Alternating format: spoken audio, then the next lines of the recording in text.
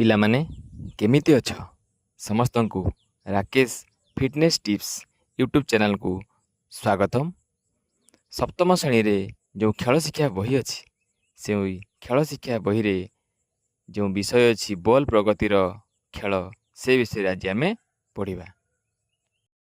ବର୍ତ୍ତମାନ ଆମେ ଆମର ଯେଉଁ ନୂଆ ଖେଳ ବହି ଆସିଛି, ସପ୍ତମ ଶ୍ରେଣୀରେ କୋଉ ବହି? ଖେଳ ଶିକ୍ଷା ବହିରେ ଆମେ ଆଜି ପ୍ରଥମ ପାଠ। କ'ଣ ପାଠ? କ'ଣ ନାମ କୁହ? କ'ଣ ଖେଳିବା? କ'ଣ ପଢିବା? ବଲ୍ ପ୍ରଗତିର ଖେଳ ନୁହେଁ, ଏଇ ଖେଳ ବିଷୟରେ ଆମେ ପଢିବା। ବୁଝିପାରିଲ? ତ ସମସ୍ତଙ୍କର ବହି ଅଛି? Very good. ତ ଏଇଟା ଗୋଟେ ବହୁତ ବଢିଆ ମଜାଦାର ଖେଳ ହେଲା କି? ତ ଏଇଟା ଆମେ କ୍ଲାସରୁମ୍ ଭିତରେ ତ ହବନି, ତା ପାଇଁ ଖେଳ ପଡିଆକୁ ଯିବା ପାଇଁ ପଡିବ, ରାଇଟ୍? ବୁଝିପାରିଲ ତ? Very good.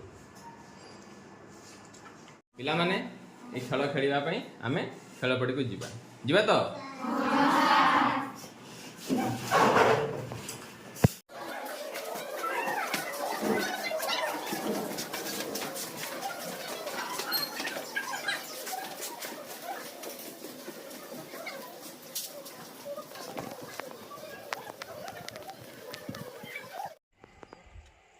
ବର୍ତ୍ତମାନ ଗ୍ରାଉଣ୍ଡରେ ପହଞ୍ଚି ଯାଇଛୁ। କ'ଣ ଖେଳ ଖେଳିବା ପାଇଁ? ବଲ୍ ପ୍ରଗତିର ଖେଳ। ଏଇ ଖେଳ ଖେଳିବା ପାଇଁ ଆମେ 20x10 ଗୋଟେ କ'ଣ ଖେଳ ମାର୍କର କୋନ୍ ଦେଇକିନା ଖେଳ ପଡ଼ିଆ ବନେଇଛୁ। ଖେଳଟା କେମିତି ଖେଳିବା ନା? 1 2 3ଟା ଅଛି ମାର୍କର, 3 ଜଣ ଏପଟେ ଛିଡ଼ା ହବ, ସେପଟେ ସେମିତି 1 2 3 ଜଣ, ମାନେ 3 ଜଣ 6 ଜଣ ଦରକାର। 3ଟି ଯୋଡ଼ି, 2 ଜଣ ହେଲେ ନିୟମ କେମିତି ଛିଡ଼ା ହେବା ନା? କୋନ୍ଟିକୁ 2 ଗୋଡ଼ ମଝିରେ ରଖିବା, ନାଇଁ କି? ରଖିକି ବଲ୍ଟିକୁ ତମ ସାମ୍ନା ଯେ ଯୋଡ଼ି ଥିବ ତାକୁ ବଲ୍ଟିକୁ ଫିଙ୍ଗିବା। କିପରି ଭାବରେ ସିଏ କ୍ୟାଚ୍ କରୁଛି, ଧରିବାର ଶୈଳୀ। ବୁଝିପାରିଲ? ହଁ ନା ନାଇଁ? ବୁଝିପାରିଲ ତ?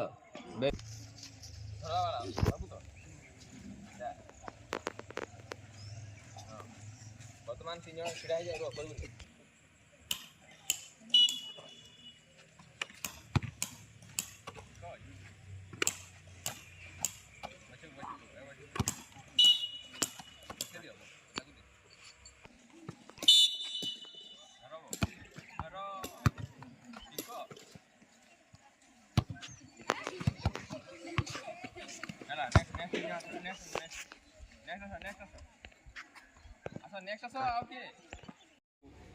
ଖେଳଟେ ଖେଳିଲେ ପ୍ରଗତି ସାଥିରେ ବଲ୍ର ଖେଳ ନା? କ'ଣ ଖେଳ ନାମ କ'ଣ? ବଲ୍ ପ୍ରଗତିର ଖେଳ। ବୁଝିପାରିଲ ତ?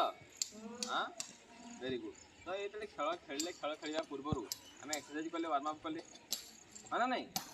ଗଲାବେଳେ ବା ଖେଳିଲା ବେଳେ ତମର କେଉଁ ମସଲରେ ବେଶୀ ଅଧିକ ପ୍ରଭାବ ପଡ଼ିଲା? କେଉଁ ମସଲ ଉପରେ?